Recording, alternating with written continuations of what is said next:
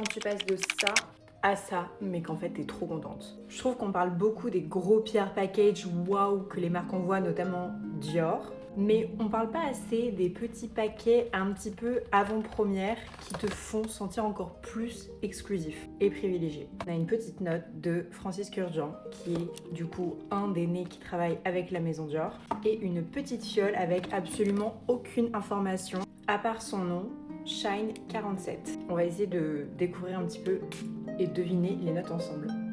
Il y a beaucoup de notes florales, je trouve, notamment de l'iris. Je pense à un petit peu de violette aussi. Il est quand même assez poudré, mais il y a vraiment une note de fond qui revient prendre un petit peu le dessus. Je pense que ça doit être une espèce d'oud. Sachant que l'oud, moi, c'est quelque chose que j'aime pas nécessairement d'habitude dans les parfums. Or là, la façon dont il est travaillé, c'est vraiment pas du tout trop prenant. Ça vient juste vraiment donner un peu de puissance au parfum. Il a une petite touche sucrée aussi. Je saurais pas dire ce que c'est.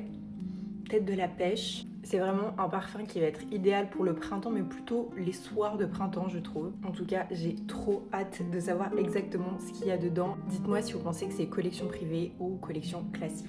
Des bisous!